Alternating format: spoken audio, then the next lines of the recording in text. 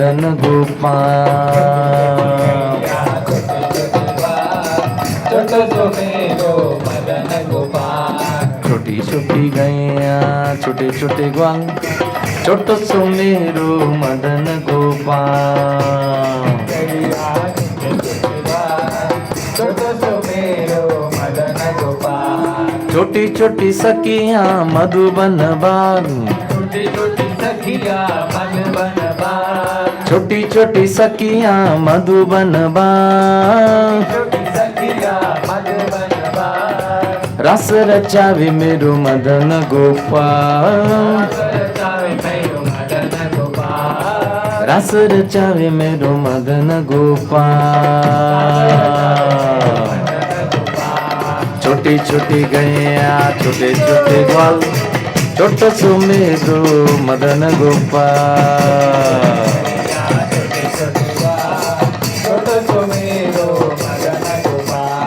छोटी छोटी गैया छोटे छोटे ग्वाल, छोटो सो मेरो मदन गोपाल।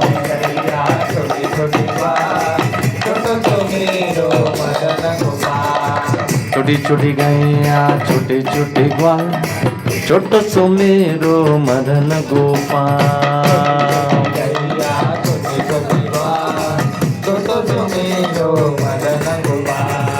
हरे कृष्णा कृष्णा कृष्णा हरे हरे, हरे राम राम राम हरे हरे। हरे कृष्णा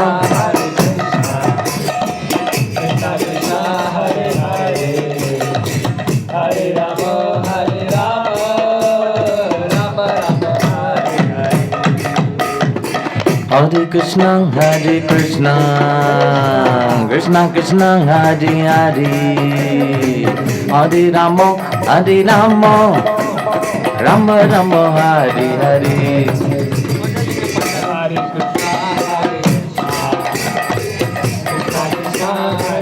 हरे कृष्णा कृष्णा कृष्णा हरे हरे, हरे राम राम राम हरे हरे। हरे कृष्णा कृष्णा कृष्णा हरे हरे, हरे राम राम राम हरे हरे। हरे कृष्णा कृष्णा कृष्णा हरे हरे, हरे राम राम राम हरे हरे। हरे कृष्णा कृष्णा कृष्णा हरे हरे, हरे राम राम राम हरे हरे। हरे कृष्णा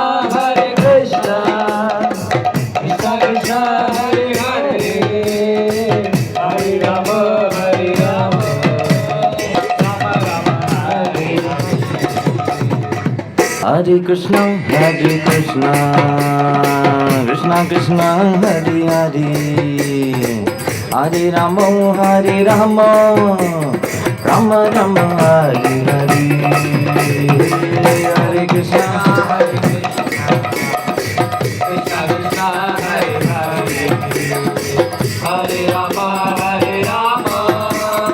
राम राम हरे हरे। हरि सुंदर नंद मुकुंद, हरि नारायण हरि ओम। हरि सुंदर नंद मुकुंद, हरि नारायण हरि ओम। हरि सुंदर नंद मुकुंद, हरि नारायण हरि ओम। हरि सुंदर नंद मुकुंद, हरि नारायण हरि ओम। हरि केशव हरि गोविंद, हरि नारायण हरि ओम। हरि केशव हरि गोविंद, हरि नारायण हरि ओम। हरि केशव हरि गोविंद, हरि नारायण हरि ओम। हरि केशव हरि गोविंद, हरि नारायण हरि ओम। हरि सुंदर नंद मुकुंद,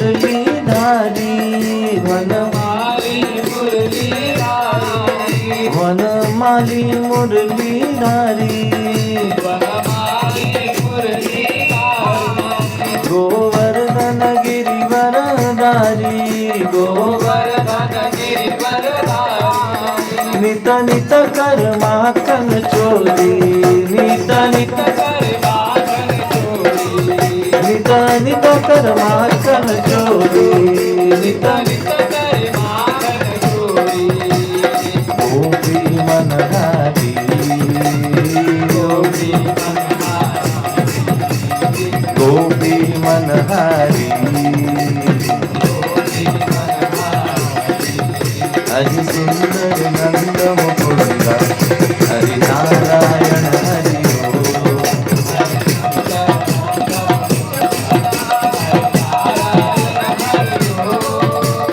सुंदर नंद मुकुंद हरि नारायण हरि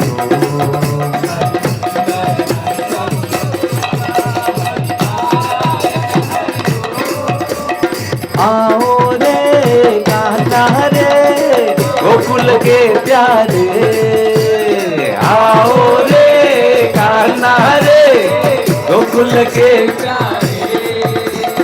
आओ रे कान्हा रे गोकुल के प्यारे आओ रे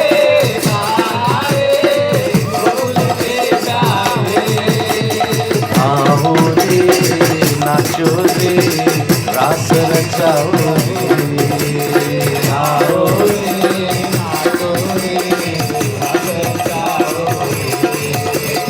आओ रे नाचो रे रास रचाओ रे आओ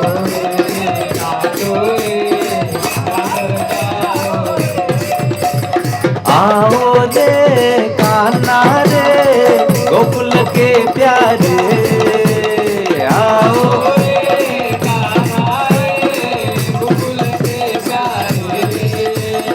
आओ रे कान्हा रे गोकुल के प्यारे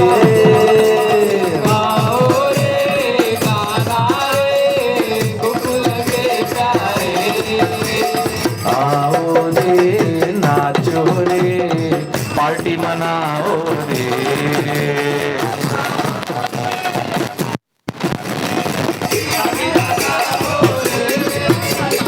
आओ रे नाचो रे पार्टी मनाओ रे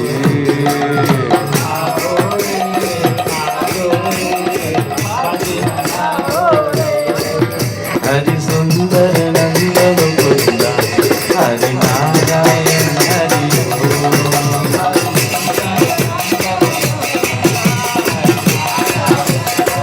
जय जगन्नाथ हरि सुंदर नंद Mukund Hari Narayan Hari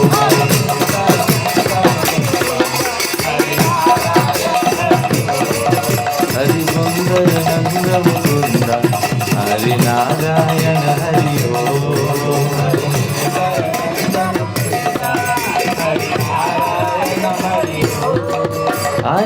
Hare Krishna, Krishna Krishna, Hare Hare, Hare Rama,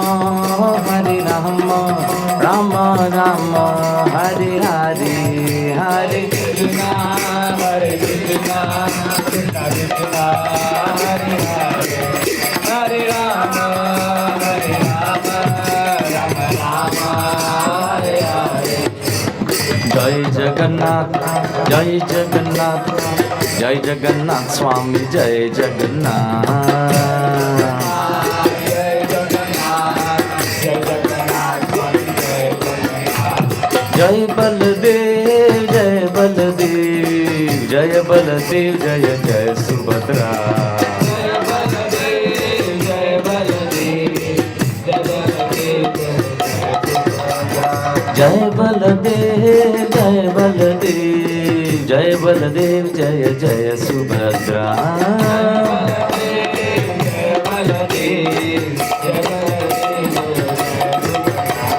Jagannath स्वामी नयन बदनामी प्रभु मेरे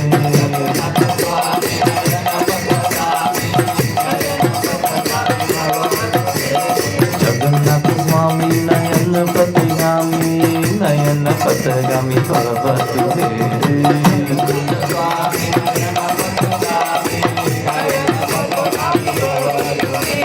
जगन्नाथ स्वामी नयन पथगामी भवतु मे स्वामी नयन पथगामी जयो राधे श्याम राधे श्याम राधे श्याम जय राधे श्याम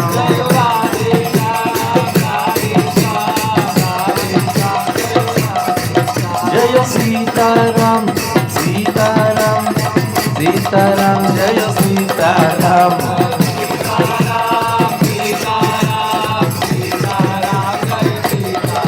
जय जगन्नाथ जगन्नाथ बलदेव जय सुभद्रा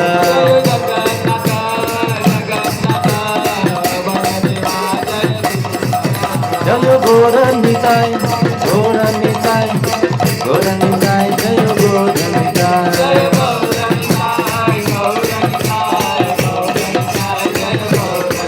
प्रभुपाद प्रभुपाद प्रभुपाद जय जय प्रभुपाद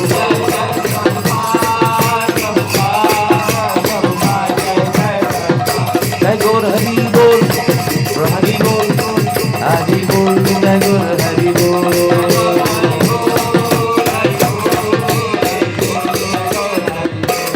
जय श्री जगन्नाथ बलदेव सुभद्रा मैया की गिरिराज गोवर्धन की श्रील प्रभुपाद की गौर प्रेमानंदे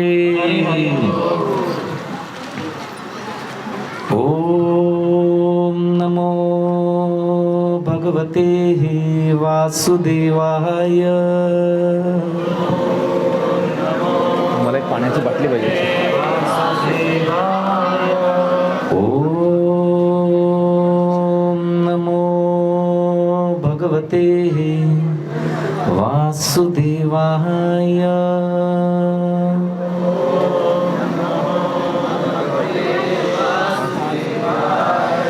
ओम नमो भगवते वासुदेवाय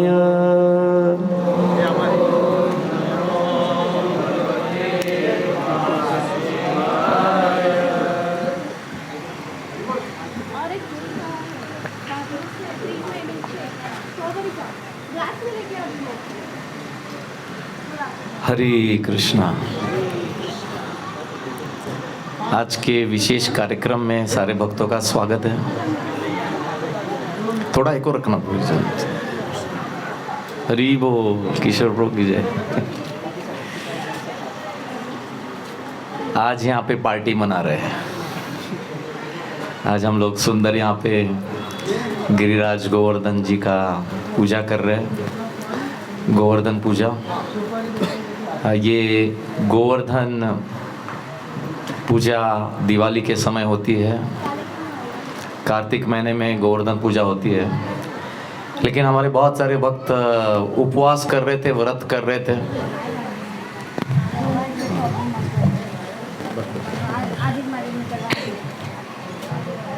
हरे बहुत सारे भक्त हमारे उपवास कर रहे थे, व्रत कर रहे थे, कार्तिक व्रत। जो कार्तिक मास भगवान श्री कृष्ण को बहुत प्रिय है। बहुत सारे महीने हैं, बहुत सारे मास है, लेकिन ये कार्तिक मास जो है भगवान श्री कृष्ण को बहुत प्रिय है। और जो भी इस कार्तिक मास में तप करता है, जप करता है, व्रत करता है, उसका 1000 गुना अधिक उसे लाभ मिलता है। और यही चीज़ अगर कोई वृंदावन में जाके करता है तो उसे 10,000 गुना लाभ मिलता है। सोचिए, आप एक माला करेंगे, आपको 10,000 माला करने का लाभ मिलेगा। हाँ, हमारे कुछ भक्त बहुत चतुर है, वो बोलते प्रभु एक माला करूँगा 16 माला हो जाएगी। बाकी टाइम आराम करूँगा। लेकिन 16 माला करेंगे तो 16,000 माला करने का आपको फल मिलेगा। तो ये कार्तिक मास का बम्पर, जिस प्रकार से दिवाली में बम्पर सेल होता है, उसी प्रकार से भगवान भी बोलते हैं कार्तिक में जो भी व्रत करता है, तप करता है, जप करता है, उससे मैं 1000 गुना अधिक लाभ देता हूँ। तो हम हर साल यहाँ पे करते हैं गिरिराज गोवर्धन पूजा, लेकिन हम करते हैं जब कार्तिक मास ख़त्म होता है, जब सबका उपवास ख़त्म होता है उसके बाद पार्टी मनाते हैं। नहीं तो भक्त लोग प्रसाद का आनंद नहीं ले पाते। उपवास कर रहे तो कुछ लोग केवल फल खाते हैं कार्तिक में, और आखिरी 5 दिन भीष्म पंचक उसमें भी व्रत करते हैं, कड़क व्रत होता है। भीष्म पंचक की महिमा ऐसे, अगर आपने कार्तिक व्रत नहीं किया है, चातुर्मास नहीं किया है, लेकिन कार्तिक के आखिरी 5 दिन अगर कोई उपवास करता है तो उसे पूरे चातुर्मास में तप करने का, जप करने का फल प्राप्त होता है। आखिरी 5 दिन बहुत इंटेंस होते हैं, बहुत तीव्रता से लोग करते हैं इसको। तो हमें करना था पार्टी, तो हम बोले कार्तिक के बाद करेंगे, इसलिए इस दिन को हमने चुना है। और पार्टी में सबको बुलाया है। यहाँ पे जगन्नाथ बलदेव सुभद्रा भी आए हैं, राधा कृष्ण भी है, गिरिराज भी है। तो कुछ लोग पूछ रहे थे प्रभु जी हमारे जगन्नाथ जी को लेके आए क्या? मैं बोला सबके जगन्नाथ जी को लेके आओ, पार्टी में सब चाहिए हमको। किसी को मत रखो, सबको लेके आओ पार्टी में। तो एक जगन्नाथ जी आ रहे हैं, वहाँ से आते जा रहे हैं, तो पार्टी में हर कोई आया हुआ है। तो आज सुंदर हमने गिरिराज शीला जो है उनका अभिषेक किया। किसके है गिरिराज शीला? शैलेश राजभर, शैलेश यादव साथी नगर गिरिराज शीला है ना। तो ये गिरिराज जी शीला, आप देखिए जगन्नाथ जी तो दर्शन देने के लिए आए हैं, लेकिन गिरिराज जी भी हम सोच रहे थे हमारे पास कहीं गिरिराज जी नहीं है, लेकिन एक हमारे भक्त है जो साकिनाका में रहते हैं, क्या नाम होता है, शैलेश यादव, प्रभु जी के घर में वो सेवा करते हैं गिरिराज जी की।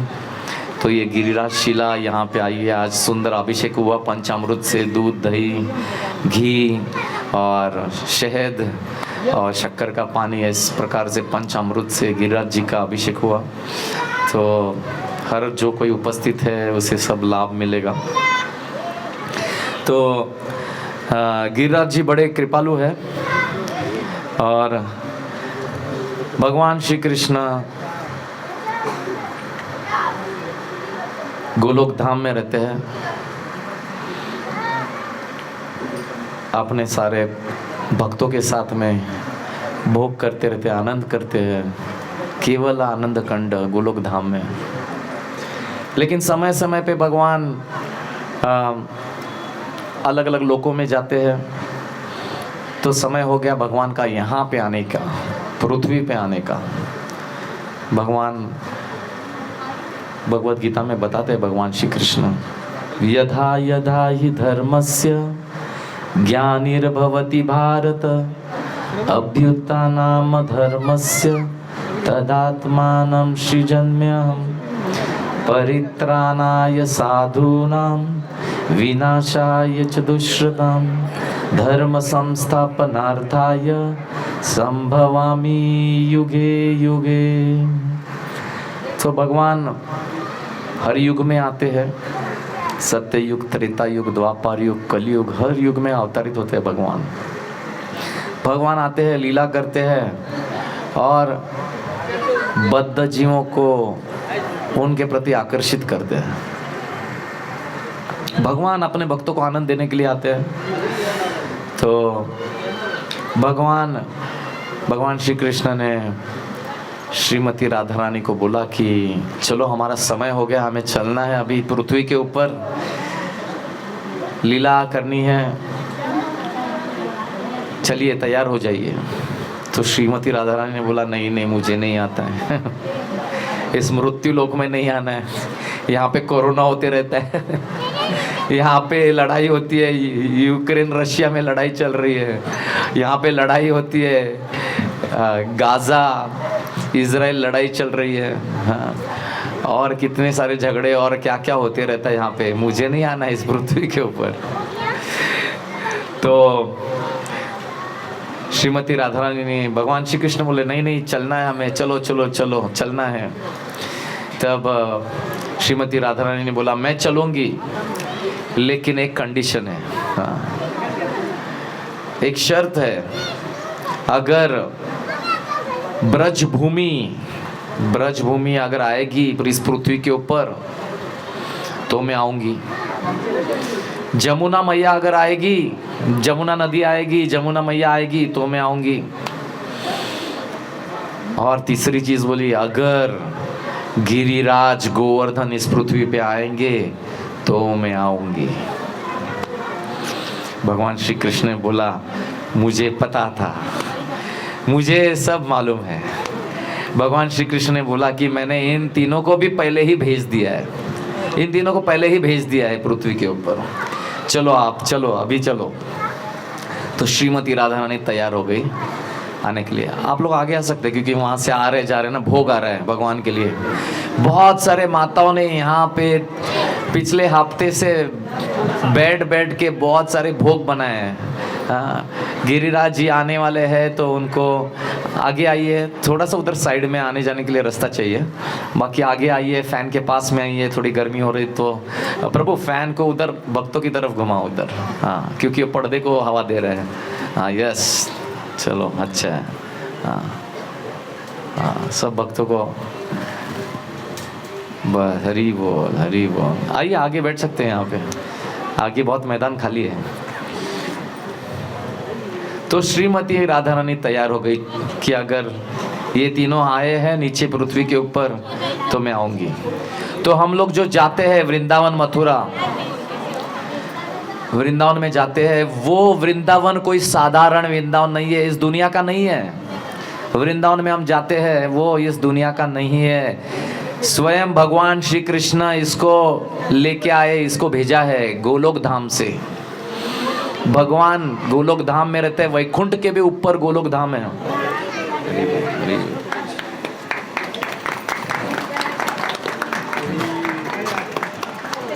कितना सारा हार आ रहा है। कभी कभी हमारे महाराज जी बोलते हैं ज्यादा गर्व नहीं हो रहा है, होना चाहिए, इतना हार आ रहा है।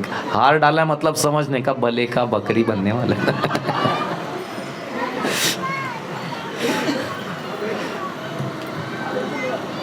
भगवान का महाप्रसाद है, हरि बोल। तो हम लोग जाते हैं वृंदावन, ये कोई साधारण जगह नहीं है। स्वयं गोलोक धाम से भगवान श्री कृष्ण लेके आए इसको, इसलिए बहुत पवित्र है और आध्यात्मिक जगत का भाग है ये। भले ही वो ये इस पृथ्वी पे है, भौम्य वृंदावन बोलते हैं उसको, लेकिन ये जो है गोलोक धाम से आया हुआ है। तो भगवान श्री कृष्ण और श्रीमती राधा रानी वृंदावन में आते हैं और दिव्य लीला करते हैं। कल यहाँ पे भी हमने कार्यक्रम, कल रात से ही कार्यक्रम चालू हुआ है, कल शाम से। कल यहाँ पे राधा रानी का आगमन हुआ है व्रज प्रभु के घर पे। व्रज पटेल परिवार, इनके घर में श्रीमती राधा रानी, राधा रमन जी आए हुए हैं। और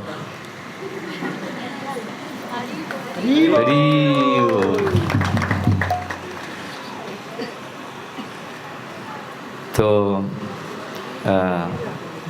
राधा रानी, राधा कृष्ण आए हुए यहाँ पे। तो हम जानते हैं रामायण के समय सीता माई का हरण हो गया, रावण सीता माई को लंका लेके गया और फिर प्रभु राम सीता माई को खोजते खोजते, ढूंढते दक्षिण भारत तक पहुंच गए।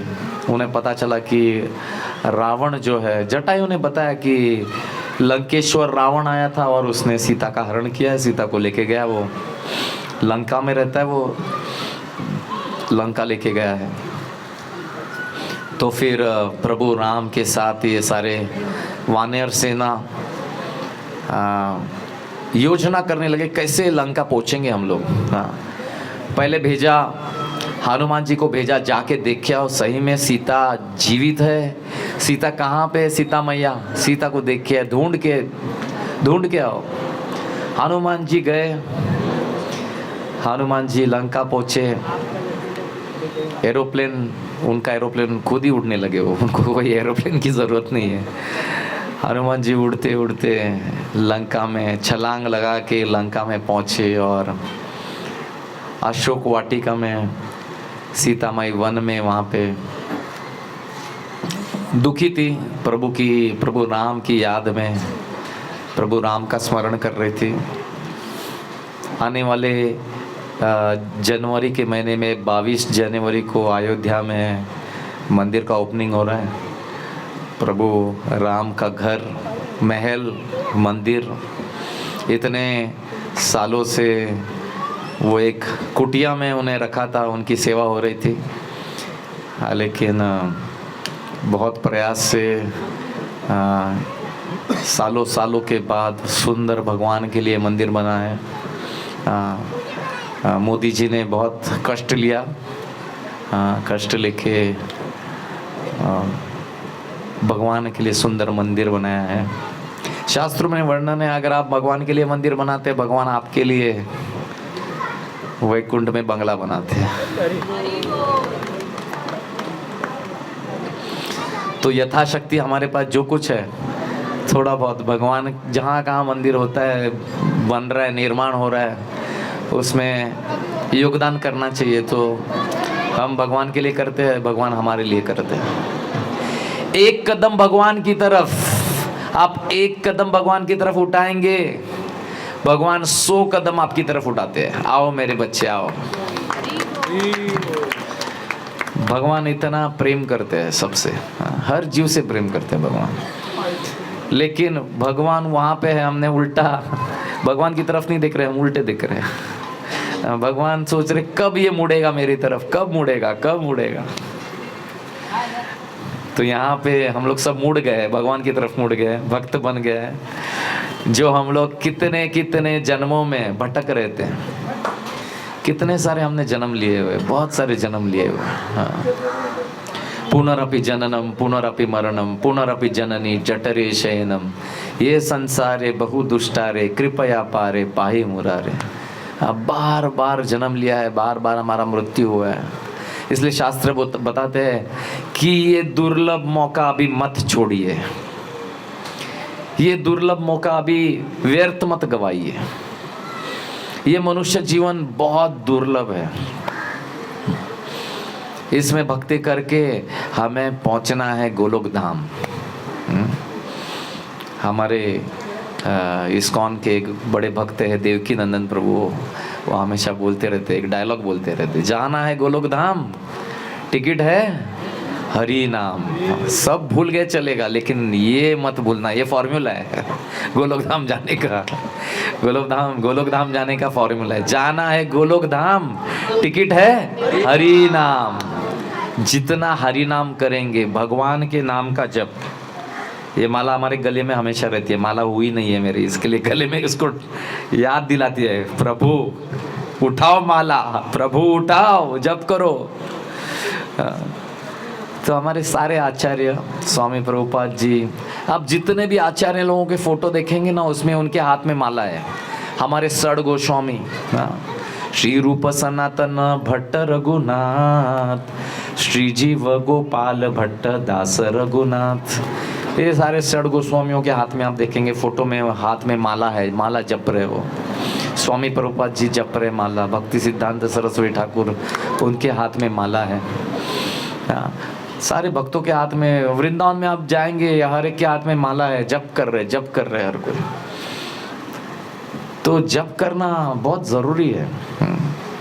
और प्रभुपाद ने हमें बताया कि इस कलयुग में कम से कम 16 माला जप करना है, कम से कम। प्रभुपाद ने ये आंदोलन, हरे कृष्ण आंदोलन, अमेरिका में इसकी स्थापना की, 1966 शुरुआत की। और फिर प्रभुपाद देखे कि अरे कलयुग तो इतना खराब है, ये युग बहुत खराब है। हाँ, गौड़िया मठ में प्रभुपाद जी थे, तब वहाँ पे लोग 64 माला करते थे, 64 माला। फिर प्रभुपाद जी ने अमेरिकन लोगों को भक्त बनाया, उनका जीवन परिवर्तन किया। इतने सारे 10,000 शिष्य बनाए प्रभुपाद जी ने, अमेरिकन लोगों का हृदय परिवर्तन हो गया। वो लोग सब प्रभुपाद जी के लिए जान देने के लिए तैयार थे। प्रभुपाद जी, हम आपके लिए कुछ भी करने के लिए थे। एक बूढ़ा व्यक्ति है, 70 साल की उम्र में चले गए अमेरिका और प्रचार चालू किया वहाँ पे।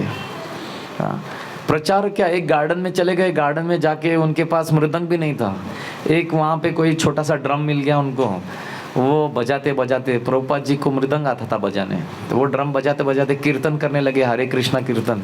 और देखिए कीर्तन की ताकत। हाँ, ये युग कलयुग है और कलयुग में नाम संकीर्तन बताया गया है, ये इस युग का धर्म है। कलयुग का युग धर्म है हरि नाम संकीर्तन। आपको भगवत गीता का एक श्लोक आता है नहीं आता है, श्रीमद् भागवत का श्लोक आता है नहीं आता है, आपको पढ़ने आता है नहीं आता है, लेकिन आप अगर हरि नाम करते, भगवान के नाम का जप करते, संकीर्तन करते, कीर्तन करते हैं, आपका टिकट कंफर्म हो जाएगा, गोलोक धाम जाना है। तो इसलिए प्रभुपाद जी ने भक्तों को बोला कि आपको 64 माला करना चाहिए। सारे लोग प्रभुपाद को देख के, सारे लोगों ने अपना गर्दन नीचे कर दिया। प्रभुपाद जी 64 माला तो बहुत मुश्किल है, हम लोग गृहस्थ है, काम करना पड़ता है, बिजनेस करना पड़ता है, और 64 माला करना मतलब कम से कम 8 घंटे लगते हैं, 8 घंटे लगते हैं। तो ये मुश्किल है प्रभु जी, हम प्रभुपाद जी, स्वामी जी, ये मुश्किल है 64 माला करना, नहीं कर पाएंगे हर दिन। प्रभुपाद जी बोले ठीक है तो आधा करो, आप 32 माला करो हर दिन। बोले प्रभुपाद जी 32 माला करना 4 घंटा लगता है, 4-5 घंटा लगता है, ये भी मुश्किल है। हाँ। प्रभुपाद बोले 25 माला करो। प्रभुपाद जी हम लोग बहुत पतित लोग हैं, नहीं होगा, ये भी नहीं होगा। फिर वो धीरे धीरे करते हुए प्रभुपाद जी बोले 16 माला करो, ये तो करो। प्रभुपाद जी बोले इसके नीचे मैं और जा नहीं सकता कम से कम 16 माला करना पड़ेगा आपको। तो स्वामी प्रभुपाद जी हमारे जो आचार्य हैं, उन्होंने हमें बताया इस कलयुग, इस भवरोग से बचना है, गोलोक धाम जाना है, तो कम से कम 16 माला करना पड़ेगा। एक शुद्ध भक्त है, आचार्य है हमारे, उन्होंने बताया। जिस प्रकार से डॉक्टर बताता है कि आपको इस बीमारी से ठीक होना है तो आपको दवाई लेना पड़ेगा सुबह, दोपहर को, रात को, तो आप इस बीमारी से ठीक हो जाएंगे, दवाई लेंगे 3 बार। तो उसी प्रकार से हमारे आचार्य वो हमें बता रहे कि आप प्रभु आइए, बैठिए, अंदर बैठिए, आपके लिए आसन रखा है, प्लीज़। हमारे सीनियर भक्त है प्रभु जी, अरे वो बैठी बैठी, अरे ऊपर बैठी हो तो प्रभुपाद जी ने हमें 16 माला करने के लिए बताया है। तो ये हरि नाम संकीर्तन इस युग का धर्म है। प्रभु राम लंका जाने की योजना कर रहे थे, तो सारे लोगों ने बोला हमें पुल बनाना पड़ेगा लंका जाने के लिए, इतना बड़ा विशाल समुंदर है, इसे पार करना कोई आसान बात नहीं है। हनुमान जैसी ताकत हमारे पास नहीं है कि उड़ के हम लोग जा सकते हैं। तो सारे जो वानर सेना थी प्रभु राम की, वो लोग बड़े बड़े पत्थर उठा के ला रहे थे और समुंदर में डाल रहे थे, और चमत्कार हो रहा था वहाँ पे। क्या चमत्कार हो रहा था? पत्थर सारे पानी के ऊपर तैर रहे थे, हाँ, फ्लोट हो रहे थे, तैर रहे थे। प्रभु राम को समाचार मिला, प्रभु राम को समाचार मिला कि पत्थर पानी के ऊपर तैर रहे हैं। प्रभु राम आए वहाँ पे, उन्होंने एक पत्थर उठाया, बोला ये क्या चमत्कार हो रहा है, पानी में डाल दिया और वो बुड़ बुड़ बुड़ बुड़ बुड़ नीचे चला गया। लेकिन ये वानर सेना, हनुमान जी बड़े बड़े चट्टान पर्वत उठा के ला रहे थे और समुंदर में डाल रहे थे, और ये पत्थर पानी के ऊपर तैर रहे थे। तो हनुमान जी, प्रभु राम ने हनुमान जी से पूछा, ए हनुमान जी ये क्या चल रहा है, कैसा ये चमत्कार क्या हो रहा है, पत्थर पानी के ऊपर तैर रहे हैं। तो हनुमान जी बोला, प्रभु ये तो आपका चमत्कार है। नहीं, मैंने पत्थर उठाया, मैंने डाला, पानी में डूब गया। आप बोल रहे मेरा चमत्कार है, ये क्या बात है? हाँ। तो बोले प्रभु आप हर युग में अवतार लेते हो, आते हो, लेकिन कलयुग में आप दिखोगे नहीं। कलयुग में एक विशेष अवतार लोगे आप, वो आपके नाम का अवतार है। कली काले नाम रूपे कृष्णा अवतार, कलयुग में अपने नाम का अवतार लिया हुआ है। आप आपके नाम में उपस्थित है, इसीलिए इस कलयुग में युग धर्म हरि नाम संकीर्तन, भगवान के नाम का संकीर्तन कीर्तन जप, जितना भी भगवान का नाम लोगे आपकी प्रगति होती जाएगी। प्रगति, टिकट कंफर्म होते जाएगा गोलोक धाम का। तो लंका जाने के लिए पुल बना रहे थे, सारी वानर सेना पत्थर ला रहे थे, डाल रहे थे समुद्र में, और हनुमान जी इतने बलवान थे, इतने शक्तिशाली थे, वो छोटे मोटे पत्थर नहीं उठा रहे थे, वो बड़े बड़े पहाड़ उठा के ला रहे थे।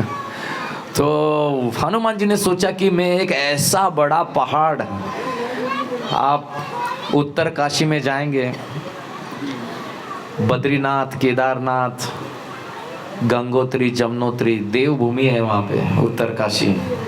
कितने लोग गए बद्रीनाथ केदारनाथ गए? अच्छा, कुछ लोग हैं, बहुत गिने चुने 4-5 लोग हैं, जो बहुत लोग गए नहीं हैं। आपको जाना है तो हम लोग एक यात्रा निकालेंगे। बद्रीनाथ केदारनाथ बहुत सुंदर, पहाड़ों के ऊपर बर्फ, बद्रीनाथ में बर्फ रहता है, बहुत सुंदर है।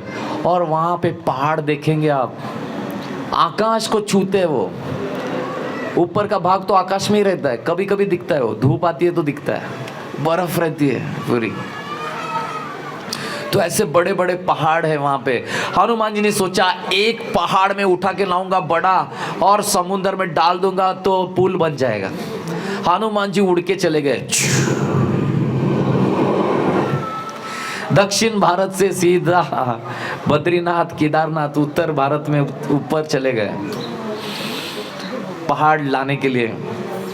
और पहाड़ उठाया उन्होंने, पहाड़ उठा के वो ला रहे थे, उतने में जोरदार आकाशवाणी हुई, आवाज आया कि हनुमान जी पुल बन गया, लंका तक पुल बन गया है, अभी कोई पहाड़ चट्टान उठा के मत लाइए। हनुमान जी सोचने लगे, अरे क्या मैं इतना बड़ा पहाड़ उठाया मैंने, मेरी मेहनत तो फालतू हो गई पूरी। तो हनुमान जी उठा के ला रहे थे, तो उठा के उन्होंने बोला अभी पुल बन गया तो इसकी ज़रूरत नहीं है, तो उन्होंने बीच में रख दिया उसको एक जगह पे। तो ऐसे बोलते हैं कि गिरिराज गोवर्धन हिमालय में थे, हिमालय से उनको उठा के लेके जा रहे थे दक्षिण भारत में, लेकिन भगवान की इच्छा से बीच में ही वो पुल बन गया। तो हम बोले अभी इनको लेके जाके क्या फ़ायदा है वहाँ पे, तो बीच में ही उनको वृंदावन में रख दिया। हाँ, तो गिरिराज गोवर्धन भी, उनकी भी इच्छा थी कि भगवान कृष्ण जो है द्वापर युग में आएंगे और लीला करेंगे, तो मुझे पहले ही स्टेज बन के रेडी होना है। हाँ, तो गिरिराज जी वहाँ पे वृंदावन में पहुँच गए। तो शास्त्रों में अलग अलग कहानियाँ हैं। एक कहानी है कि पुलस्त्य मुनि नाम के बहुत बड़े साधु संत थे, बहुत शक्तिशाली साधु संत थे। वो घूमते घूमते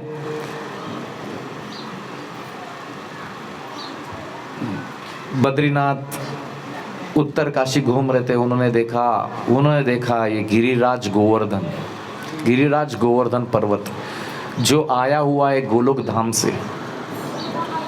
गिरियों में राजा, गिरी मतलब पहाड़, और इन पहाड़ों का राजा इतना विशाल था, इससे और कोई बड़ा पहाड़ नहीं था, इतना आकाश को छूता था वो गिरिराज।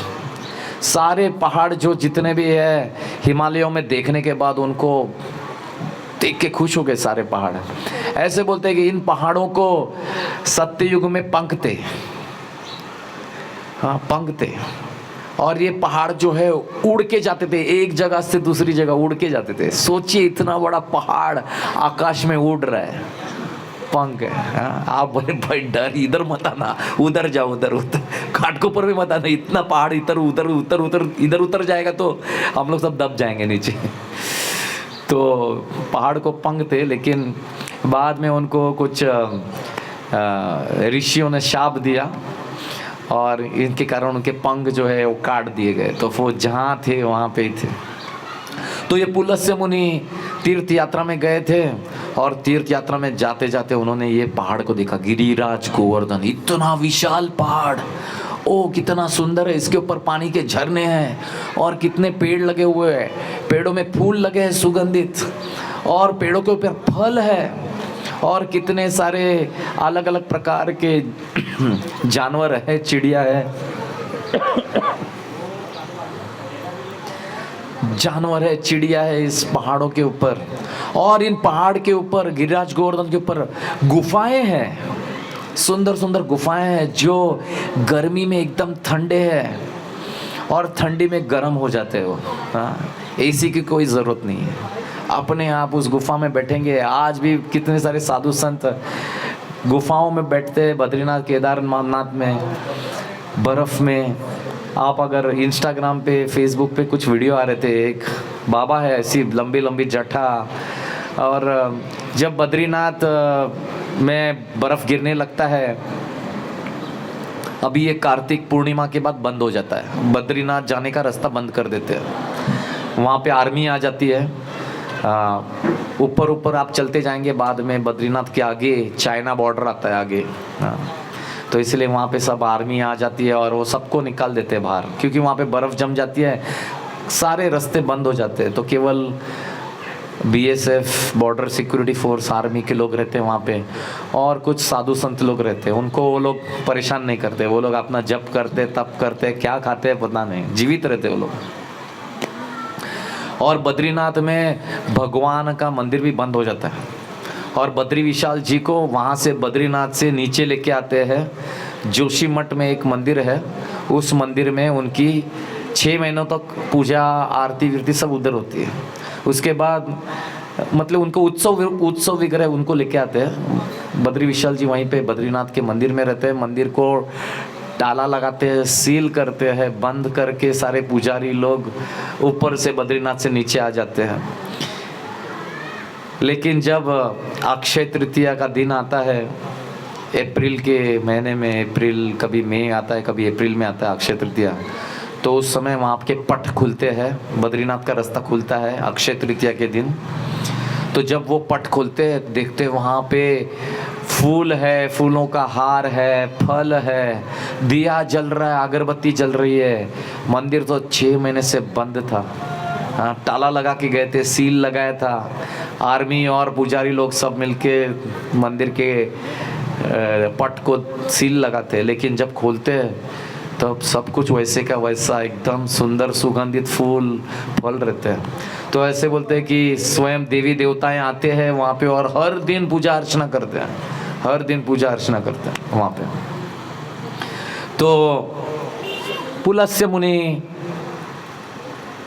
मुनि ने गिरिराज गोवर्धन को देखा, कितना सुंदर पर्वत है ये। पुलस्त्य मुनि रहने वाले वाराणसी के थे। वाराणसी में ऐसा कोई पहाड़ नहीं था, और उनके मन में इच्छा हो गई कि ऐसा पहाड़ अगर वाराणसी में होगा तो कितना अच्छा होगा। मेरे को तप करने के लिए, जप करने के लिए, मेरी साधना करने के लिए ऐसे पर्वत के ऊपर बैठ के, गुफाओं में बैठ के मैं तप करूँगा। तो उन्होंने पता किया कि ये द्रोणाचल पर्वत के पुत्र है गिरिराज गोवर्धन। तो पुलस्त्य मुनि चले गए द्रोणाचल पर्वत के पास। हर जिस प्रकार से हमारे सूर्य देव है, सूर्य है, चंद्र है, बाकी सारे ग्रह है, ये एक व्यक्ति है। सूर्य देव भी आपके साथ बात कर सकते हैं, पर्सनैलिटी, इंग्लिश में पर्सनैलिटी बोलते हैं, पर्सनैलिटी।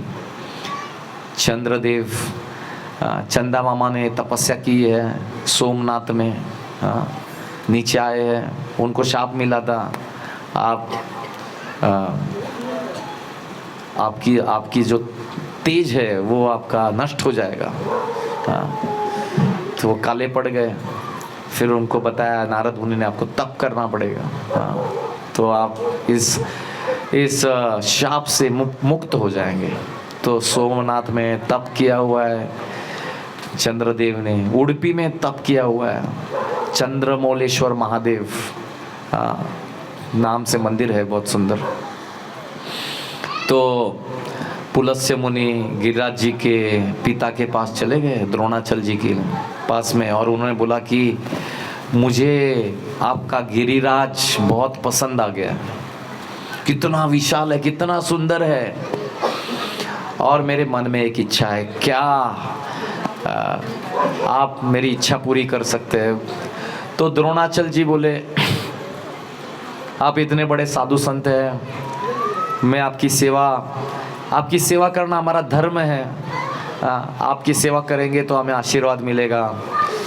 तो पुलस्त्य मुनि ने बोला कि मुझे आपका पुत्र चाहिए, मैं आपके पुत्र को गिरिराज को लेके जाऊंगा वाराणसी में। हमारे वाराणसी में कोई बड़े बड़े पहाड़ नहीं है, और मैं इन पहाड़ों के ऊपर हमारे साधु संत जो है वो तप करेंगे, जप करेंगे, तो मैं इस पहाड़ को लेके जाऊंगा। तो उन्हें बड़ा झटका लग गया, अरे किसी को बोलेंगे भाई आपका लड़का दे दो, हम इसको ब्रह्मचारी बनाएंगे, हाँ इसको साधु बनाएंगे। नहीं नहीं प्रभु जी, ये बाजू वाले का लड़का लेके जाओ, हमारा लड़का मत लेके जाओ। ये लड़के को लेके जाएंगे हमारे, तो फिर आगे जाके हमें कौन संभालेगा बुढ़ापे में? हमारा बच्चा बड़ा हो जाएगा, पैसा कमाएगा, तो वो हमें संभालेगा। कोई अपना पुत्र नहीं देना चाहता है। हाँ चलो हम लेके जाते हैं उसको, ब्रह्मचारी बनाएंगे। सबके लिए, सबके वो डायरेक्शन में घुमा दो, कोई प्रॉब्लम नहीं उधर। हाँ बस बस बस सबके लिए। तो द्रोणाचल जी को झटका लग गया कि मेरे पुत्र को मांग रहे, लेकिन मैंने उनको बोला था कि वचन दिया कि मैं आपकी इच्छा पूरी करूंगा, आपकी सेवा करूंगा। तो उन्होंने बोला ठीक है, मैं मेरे पुत्र को बोलता हूँ। तो उन्होंने गिरिराज जी को बोला कि बच्चे तुम मेरे को बहुत प्रिय हो, लेकिन ये बहुत बड़े साधु संत आए और उनकी इच्छा है कि वो आपको लेके जाना चाहते हैं उनके साथ में वाराणसी, तो आपको जाना पड़ेगा। गिरिराज जी बोले ठीक है मैं जाऊंगा, लेकिन एक कंडीशन पे, मुझे जब पुलस्त्य मुनि उठा के लेके जाएंगे, बीच में रास्ते में कहीं रखना नहीं है, सीधा यहाँ से वाराणसी लेके जाओ। हाँ अगर कहीं पे बीच में रख दिया तो फिर मैं वहाँ से हिलूंगा नहीं। पुलस्त्य मुनि इतने शक्तिशाली साधु संत थे, उन्होंने मंत्रों का जप किया और अपना हाथ गिरिराज गोवर्धन पहाड़ के नीचे, पर्वत के नीचे डाल दिया। पर्वत को अपने हाथ के ऊपर उठाया। सोचिए इतने बड़े साधु संत, ऐसे शक्तिशाली तपस्वी आज भी भारत में है ऐसे साधु संत। बद्रीनाथ केदार में ऐसे कुछ साधु संत है, पिछले 300 साल से जीवित है। देखा है कोई 300 साल जीवित व्यक्ति? 500 साल से जीवित है। हमारे स्वामी प्रभुपाद जी बोलते हैं, भक्ति विनोद, हमारे बिल्व मंगल ठाकुर नाम के एक भक्त थे, बिल्व मंगल ठाकुर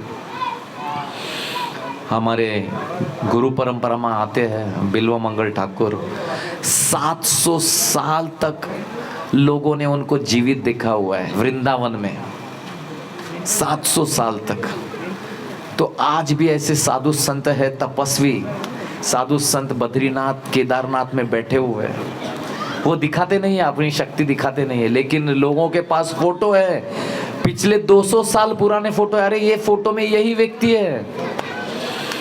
और हमारी आर्मी वहाँ पे बर्फ में जैकेट पहन के, स्वेटर पहन के, टोपी पहन के, सब इतनी ठंडी है, बर्फ माइनस टेम्परेचर में चला जाता है, लेकिन ऐसे साधु संत कभी कभी दिखते हैं। वो शरीर के ऊपर कपड़ा नहीं, कुछ नहीं, हाँ एक लंगोटी पहना हुआ है और बर्फ के ऊपर नाच रहे, खेल रहे। हाँ कितने लोगों ने देखा वो वीडियो देखा है? वो ऐसे नाच रहा है, उसके साथ एक कुत्ता भी है। हाँ इंस्टाग्राम पे ये वीडियो वायरल हुआ था, फेसबुक पे, इंस्टाग्राम पे। वो इतनी बर्फ में, वो उसे नंगे पैर वो बर्फ के ऊपर नाच रहा है साधु, बूढ़ा आदमी है, कुछ ठंडी नहीं लग रही है। और सारे आर्मी के लोगों ने वीडियो लिया उसका। भैया ये कौन है ये? हाँ कौन है ये? इसे ठंडी भी नहीं लग रही बर्फ में। तो ऐसे शक्तिशाली साधु संत थे पुलस्त्य मुनि। जिन्होंने पहाड़ उठाया, गिरिराज गोवर्धन पर्वत उठाया और वो लेके जा रहे थे और जब वो वृंदावन से गुजर रहे थे उनको अचानक वॉशरूम जाने की इच्छा हो गई। हाँ, बोले कि अरे जोरों से पेशाब जाने की इच्छा हो रही है। हाँ, तो उन्होंने गिरिराज जी को नीचे रख दिया और वो चले गए, नदी में स्नान किया, हाथ पैर धोए, वापस आए और वो गिरिराज जी को उठाने के लिए हाथ डाला उन्होंने और गिरिराज जी बिल्कुल भी उठ नहीं रहे थे। हाँ। तो पुलिस से बोले क्या हुआ? गिरिराज जी बोले मैंने बोला ना आपको कि अगर आप मुझे बीच में कहीं रख दोगे इसके बाद मैं हिलने वाला नहीं हूँ। हाँ। तो इस प्रकार से ऐसे बताया जाता है कि हिमालय से भगवान ये गिरिराज गोवर्धन जो है वृंदावन में पहुंच गए। वृंदावन में पहुंच गए। पुलस्त्य मुनि बड़े क्रोधित हो गए, अरे मेरे को इन्हें वाराणसी लेके जाना था लेकिन यहीं पे अभी बैठ गए ये। तो पुलस्त्य मुनि ने उन्हें शाप दे दिया कि तुम चलने के लिए तैयार नहीं हो, मैं तुम्हें शाप देता हूँ, तुम हर दिन एक राई के दाने जितने घट जाओगे, छोटे हो जाओगे। तो आज भी धीरे धीरे गिरिराज जी का दर्शन आज भी आपको मिलेगा वृंदावन में। गिरिराज गोवर्धन लाखों की संख्या में लोग परिक्रमा करते हैं गिरिराज गोवर्धन। जिस प्रकार से मंदिर की परिक्रमा करते हैं उसी प्रकार से गिरिराज गोवर्धन की परिक्रमा करते हैं। स्वयं भगवान श्री कृष्ण का अवतार है, स्वयं भगवान श्री कृष्ण है। जब भगवान कृष्ण आते हैं यहाँ पे तो भगवान अपने पहले सारे अपने देवी देवताओं को भेज देते हैं, चलो आप चले जाओ, मैं आ रहा हूँ। हाँ, मैं आ रहा हूँ। तो सारे देवी देवता आते हैं इस पृथ्वी के ऊपर, लेकिन वो हमें दिखते नहीं हैं। हाँ, मतलब वो महादेव जी आते हैं, ब्रह्मा जी आते हैं, सारी अलग अलग देवियाँ आती है, लेकिन अपना वेश बदल के आते हैं वो। हाँ, तो हमें पता नहीं चलता है। तो महादेव जी आ गए वृंदावन में। मैं भी चलूंगा भगवान कृष्ण की लीला देखने के लिए, रास लीला देखने के लिए मैं भी चलूंगा। तो नारद मुनि ने बताया रास लीला ऐसे किसी को भी उसमें भाग लेने को मिलता नहीं है। जो जिसने तप किया है, जिसने जप किया है, वही भगवान की रास लीला देख सकता है। तो महादेव जी तप कर रहे वृंदावन में। महादेव जी एक पहाड़ बन गए। वृंदावन में नंदगांव, जहाँ पे भगवान श्री कृष्ण का घर है, नंदगांव में, वहाँ पे पर्वत बन के बैठे हुए तप कर रहे हैं। कौन सा पर्वत है, क्या नाम है उस पर्वत का नंदगांव में, किसको पता है? पीछे से आवाज आ रही है। नंदीश्वर पर्वत नंदगांव में है, नंदीश्वर पर्वत। उस पर्वत के ऊपर भगवान श्री कृष्ण का महल है नंदगांव में। हाँ, नंद बाबा का महल है नंदगांव। तो महादेव जी के उस पर्वत के ऊपर, महादेव जी के सर के ऊपर चढ़ के जाना पड़ता है भगवान श्री कृष्ण के महल में जाने के लिए, मंदिर में जाने के लिए, दर्शन करने के लिए। और महादेव जी बड़े प्रसन्न होते हैं जब वैष्णव लोग आते हैं वहाँ पे दर्शन करने के लिए। महादेव जी बोलते हैं कि जब वैष्णव लोग आएंगे, मेरे पर्वत के ऊपर चढ़ेंगे, तो उनके पैर मेरे सर के ऊपर पड़ेंगे तो उनका आशीर्वाद मिलेगा मुझे। हाँ, हमें बहुत ज़रूरत है इस जीवन में, अगर भगवान कृष्ण का आशीर्वाद पाना है तो वैष्णव के चरणों की धूल हमें चाहिए, उनका आशीर्वाद चाहिए वैष्णव का। इसलिए आज पार्टी रखा है यहाँ पे। वैष्णव लोग प्रसन्न हो जाएंगे तो उनका आशीर्वाद मिल जाएगा। तो यहाँ पे हमारे भक्त लोग सारे बहुत प्रयास, बहुत मेहनत कर रहे हैं। बहुत सारे माताओं ने इतने सारे भोग बनाए ताकि हम पार्टी करेंगे, सारे वैष्णव को भंडारा खिलाएंगे और उनका आशीर्वाद मिल जाएगा। वैष्णवों के आशीर्वाद के बिना हम गोलोक धाम नहीं पहुंच सकते। हाँ। तो महादेव जी नंदगांव में बैठे हैं। हाँ, कि सारे वैष्णव चढ़ेंगे नंदगांव में पहाड़ के ऊपर, उनके चरणों की धूल मेरे सर के ऊपर, उनका आशीर्वाद मिलेगा तो मेरा टिकट कंफर्म हो जाएगा। और वृंदावन में ब्रह्मा जी आ गए, वो भी पहाड़ बन गए। कहाँ पे बने पहाड़? कहाँ पे? हाँ, बरसाना धाम में। राधा रानी का महल, राधा रानी का घर है बरसाना में। तो ब्रह्मा जी बरसाना में तप कर रहे हैं। तो यहाँ पे है पानी आगे। हाँ ये खोल के रखा आपने।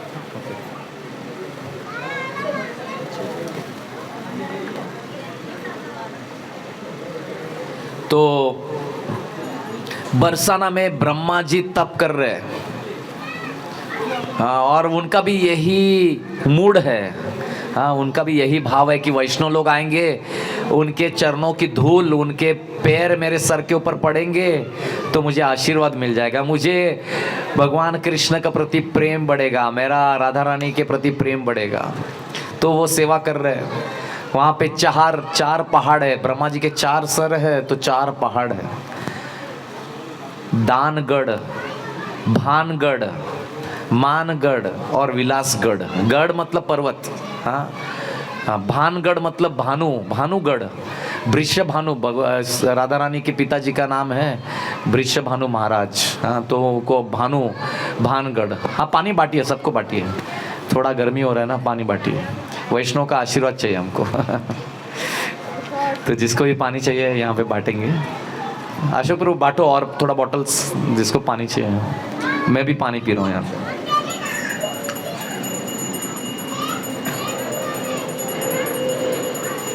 तो बरसाना में ब्रह्मा जी पहाड़ बन के बैठे हुए हैं। नंदगांव में महादेव जी पहाड़ बन के बैठे हुए हैं। और वृंदावन में गिरिराज गोवर्धन पहाड़ बन के बैठे हुए हैं कि भगवान श्री कृष्ण द्वापर युग में आएंगे और गिरिराज के ऊपर खेलेंगे, कूदेंगे अपने भक्तों के साथ, अपने दोस्तों के साथ, उनके गैया को घास चराने के लिए लेके आएंगे। तो सत्ययुग में वो आकाश को छूते थे। सत्ययुग में पुलस्त्य मुनि ने उनको शाप दिया और सत्ययुग में लोग बहुत ऊंचे ऊंचे थे। जैसे सत्ययुग, त्रेता युग, द्वापर युग, जैसे अलग अलग युग आता है तो लोगों की हाइट भी कम होती है, उनकी आयु भी कम होती है। सत्ययुग में लोग 1,00,000 साल उनका जीवन था, 1,00,000 साल। इसलिए हम लोग कभी कभी वेदों में, पुराणों में सुनते हैं, अरे ऐसे ऐसे साधु थे जो 50,000 साल तक तपस्या की, 20,000 साल तक तपस्या की। कभी कभी ऐसा लगता है ये सब काल्पनिक रहेगा, लेकिन वो सतयुग में हुआ है ये, जो 1,00,000 साल जीवन था उनका। और फिर त्रेता युग में 10,000 साल जीवन था। द्वापर युग में 1,000 साल तक लोग जीते थे। और इस कलयुग में ज़्यादा से ज़्यादा 100 साल। तो आयु कम होती है। सब कुछ, सबसे बेकार युग कल युग, सबसे बेकार युग। हाँ, क्योंकि यहाँ पे कलयुग में इतना पाप बढ़ता है, लोग झूठ के ऊपर झूठ बोलते हैं, लोग एक दूसरे को फंसाते हैं। पता नहीं, घर के लोगों से भी डर लगता है कब कौन फंसाएगा, कब मेरा रिश्तेदार ये वो कौन फंसाएगा, पता नहीं। हाँ, तो ऐसा ये युग है कलयुग। हाँ, तो सत्ययुग में शाप मिला गिरिराज गोवर्धन को और गिरिराज जी खुश हो गए। गिरिराज जी खुश हुए। अगर कोई शाप देते तो हम लोग दुखी हो जाएंगे ना, अरे किसी ने मेरे को शाप दिया हुआ है, मैंने वैष्णव को तकलीफ दी, दुख दिया, इसलिए किसी भक्तों को, किसी जीव को तकलीफ नहीं देनी है हमें। हाँ, कभी कभी लोग टी शर्ट पहनते हैं, बीइंग ह्यूमन। हाँ, मैं मनुष्य हूँ, मैं ह्यूमन बीइंग हूँ, मैं किसी को तकलीफ, वैष्णव किसी दूसरे को तकलीफ नहीं देता है, कभी दुख नहीं देता है। लेकिन गिरिराज जी प्रसन्न हो गए, अरे मेरे को शाप दिया, मेरे को शाप दिया, सबको बोलने लगे मेरे को शाप दिया। लोग बोलते अरे क्या आदमी है यार, किसने शाप दिया तो दुखी होते हैं, लेकिन इनको खुशी हो रही है। तो गिरिराज जी बोले देखो मैं राह देख रहा हूँ, प्रभु राम भगवान श्री कृष्ण द्वापर युग में आने वाले हैं, तो मैं अगर इतना ऊंचा रहूँगा तो कौन मेरे ऊपर चढ़ेगा। हाँ, तो सत्ययुग में शाप लगा था, वो घटते घटते घटते आज गिरिराज गोवर्धन छोटे से दिखते हैं हमें। हाँ, तो बोले द्वापर युग में भगवान कृष्ण आएंगे और इसके ऊपर नाचेंगे, कूदेंगे, खेलेंगे, लपा छुपी खेलेंगे अपने दोस्तों के साथ, उनके गैयाओं को लेके आएंगे घास चराने के लिए। तो इस प्रकार से गिरिराज जी प्रसन्न हो गए। और जो पुल बना रहे थे वहाँ पे हनुमान जी उठा के लाने वाले थे उनको। हनुमान जी पहुँचे वहाँ पे दक्षिण भारत प्रभु राम के पास और उनके सामने हाथ जोड़ा, प्रभु मेरी सेवा ली नहीं आपने। मैं बहुत दुखी हो गया, मैं गिरिराज जी को उठा के ला रहा था पर्वत को। तो प्रभु राम ने बोला कि गिरिराज जी की सेवा मैंने इस त्रेता युग में ली नहीं, लेकिन द्वापर युग में मैं इच्छा पूरी करूंगा गिरिराज जी की। द्वापर युग में गिरिराज जी के ऊपर मैं खेलूंगा, कूदूंगा। और इस प्रकार से गिरिराज जी प्रकट हो गए, वृंदावन में आ गए। आज भी वृंदावन में उनका दर्शन मिलता है। 365 दिन दर्शन खुला रहता है, कभी उनके पट बंद नहीं होते, दर्शन हमेशा खुला रहता है गिरिराज गोवर्धन का। और स्वयं भगवान श्री कृष्ण ने गिरिराज जी की पूजा की। बहुत सुंदर लीला है। श्रीमद् भागवत के 10वें स्कंद में व्यासदेव बताते हैं किस प्रकार से इंद्र को बड़ा गर्व हो गया था। ये लीला जो हुई है वो भगवान कृष्ण के भक्त है, सारे देवी देवता भगवान कृष्ण के भक्त है, वे इंद्र देव भी भगवान कृष्ण के भक्त है। तो उनको ये पोस्ट मिला हुआ है। हाँ, किसी को PWD डिपार्टमेंट, किसी को इरिगेशन, किसी को अलग अलग डिपार्टमेंट है। तो इंद्रदेव स्वर्ग के राजा है और सारे साधु संत आते हैं, सारे देवी देवता उनके दरबार में आते हैं, उनको प्रणाम करते हैं। वो राजा की तरह बैठते हैं ऊपर राज सिंहासन पे ऊपर।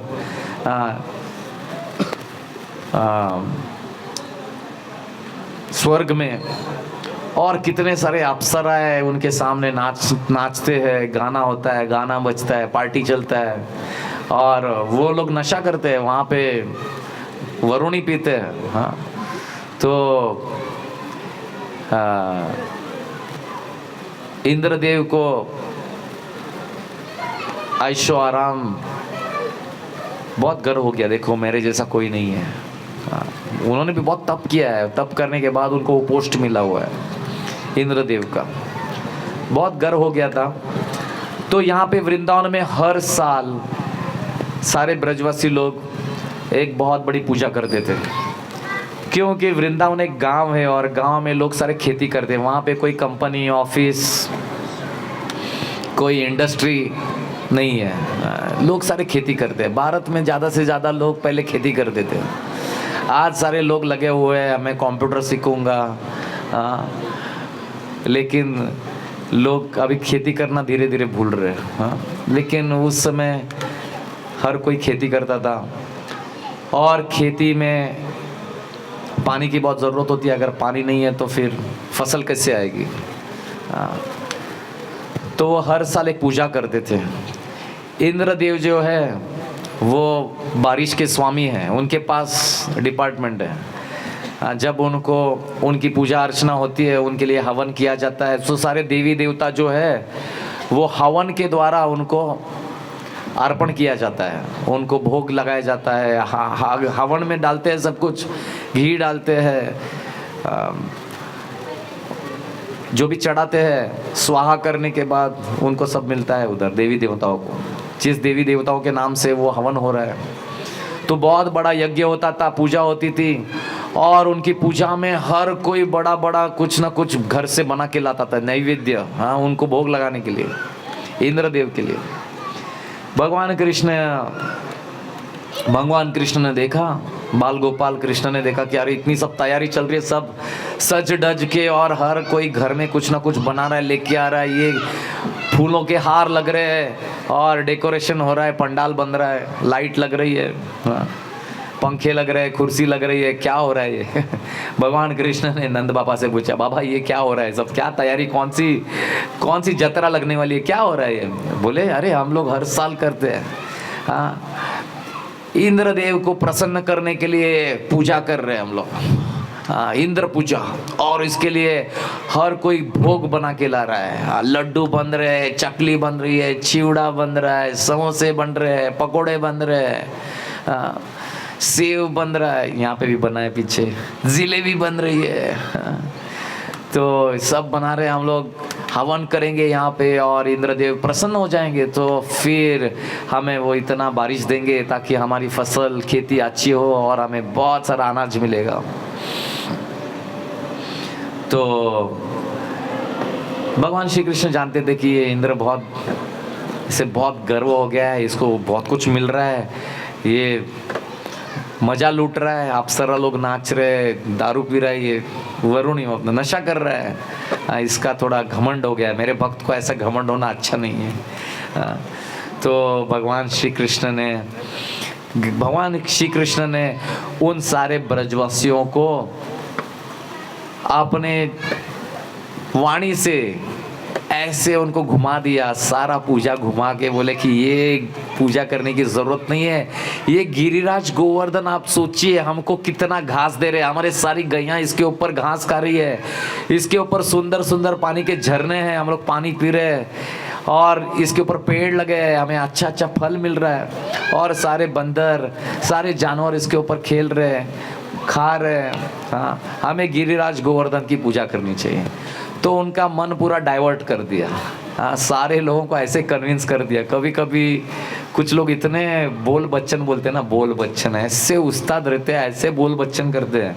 हाँ, तो कभी कभी देखते हैं अरे ये काला इसने इस लड़की को कैसे पटाया, अरे प्रभु बोल बच्चन वो ऐसा बोल बच्चन करता है ना।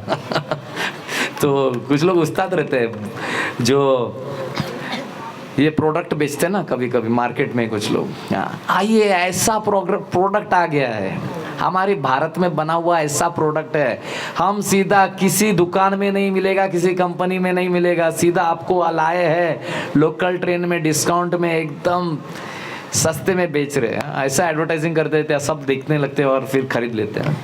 तो भगवान श्री कृष्ण ने ऐसा नंद बाबा को और ब्रजवासियों को बुला रहे, क्या इंद्र पूजा कर रहे हैं आप लोग, ये सब पूजा का जो सामग्री है गिरिराज जी की पूजा करो, इतने सालों से गिरिराज जी हमको ये दे रहे सब। और फिर सब लोग बोले हाँ ठीक है, कृष्ण जो बोल रहे हैं वो सही है, क्योंकि उन्होंने देखा था बचपन से कृष्ण कोई भी समस्या आती थी, कोई भी राक्षस आसुर आ गए उनको मारते थे और सब वृंदावन के लोग खुश हो जाते थे। तो बोले नहीं कृष्ण जो बोल रहे हैं वो सही है, चलो हम लोग गिरिराज जी की पूजा करेंगे। तो हर साल की तरह वहाँ पे इंद्रदेव रुके हुए थे कि अब मुझे मिलेगा, घी चढ़ेगा, फल चढ़ेंगे, मिठाई चढ़ेगी और इतना सारा सब कुछ मेरे लिए भोग बन के आएगा। और बोले आज आया क्यों नहीं, आज इंद्र पूजा होती है दिवाली के टाइम ये सब। तो उन्होंने अपने एक व्यक्ति को भेज दिया, जाओ देखो क्या हो रहा है। वो आ गया वृंदावन में, उसने देखा अरे इंद्र पूजा तो कहीं हो नहीं रही है, इंद्र पूजा के बजाय ये पहाड़ की पर्वत की पूजा कर रहे हैं, ये लोग मूर्ख हो गए, क्या हो गया ये लोगों को। उन्होंने जाके इंद्रदेव को बताया, स्वामी आपकी पूजा वगैरह कुछ नहीं हो रही है। हाँ, माता जी बैठिए हो गया, अभी हमारा आरतियों का प्रसाद खत्म, 2 मिनट केवल 2 मिनट। तो इंद्र ये समाचार सुन के बड़े क्रोधित हो गए कि अरे मेरे को कुछ नहीं मिल रहा है, मेरी पूजा बंद कर दी।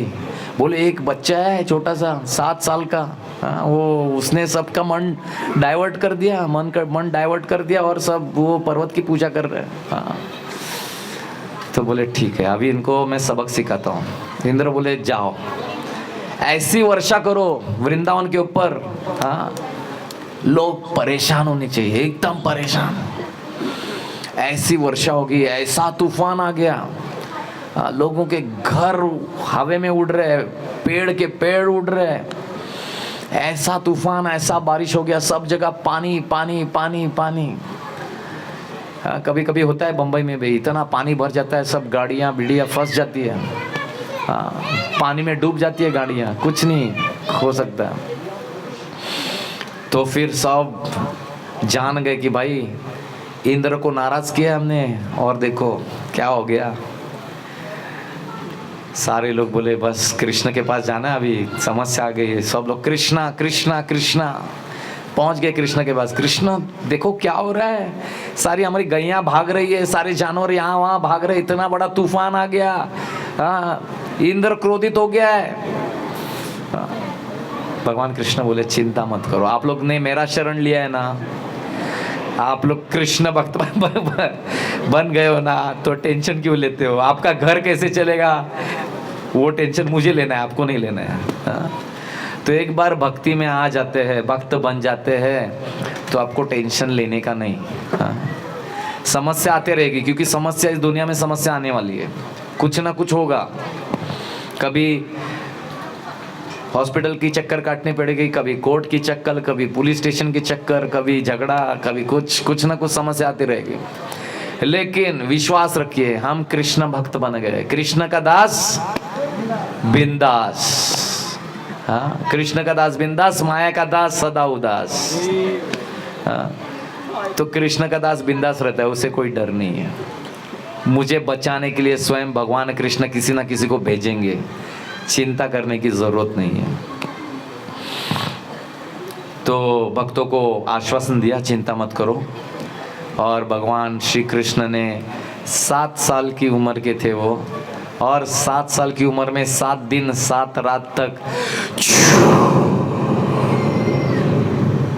गिरिराज को ये हाथ से नहीं ये हाथ से उठाया, बाएं हाथ से उठाया, एक उंगली पे, हाँ जो सबसे कमजोर उंगली है, ऐसे इस उंगली पे उठाया, जैसे एक छोटा बच्चा छतरी उठाता है, एक मशरूम उठाता है, ऐसे बोलते मशरूम इतना हल्का होता है, तो उस तरह छतरी की तरह भगवान श्री कृष्ण ने गिरिराज गोवर्धन को उठाया। गिरिराज गोवर्धन की जय। और सारे भक्तों को बोला आइए आइए, सारे भक्तों को बोला आप लोग आइए, इस पहाड़ के नीचे आइए, आपको कुछ नहीं होगा। इंद्र को जो करना है करने दो, जो करना है वो करने दो, उसको कुछ नहीं होगा, आपको किसी को कुछ नहीं होगा। तो 7 दिन और 7 रात तक सारे भक्त सत्संग कर रहे थे, पार्टी कर रहे थे गोवर्धन के नीचे। और भगवान कृष्ण बड़े खुश हो गए, अरे देखो 7 दिन 7 रात सारे भक्त मेरे साथ में पार्टी कर रहे हैं। हाँ, 7 दिन 7 रात एक छतरी के नीचे पार्टी कर रहे थे। इंद्र से बड़े खुश हो गए, भाई तूने सबको गेट टुगेदर हो गया, हमारा फैमिली गेट टुगेदर हो गया, सबको एक साथ बुलाया, हम लोग पार्टी कर रहे हैं मस्त में। इंद्र ने देखा 7 दिन तक में इतना बारिश गिरा है, कुछ नहीं हो रहा है इधर, भाई ये बच्चा है कौन? बाद में पता चला रही है मेरे स्वामी प्रभु कृष्ण है, हर युग में अवतरित होते हैं, अभी आए हुए हैं। तो इस प्रकार से इंद्र समझ गया कि ये मेरे स्वामी है। और फिर जय श्री गिरिराज गोवर्धन की जय, श्रील प्रभुपाद की जय, जय श्री श्री जगन्नाथ बलदेव सुभद्रा मैया की, राधा रमन भगवान की, गौर प्रेमानंदे, हरि हरि बोल। तो अभी छोटा सा यहाँ पे एक छोटा सा ड्रामा है, स्किट है, और एक छोटा सा डांस है, उसके बाद आरती होगी और सबके लिए भंडारा होगा। बहुत बहुत धन्यवाद। हरे कृष्णा हरे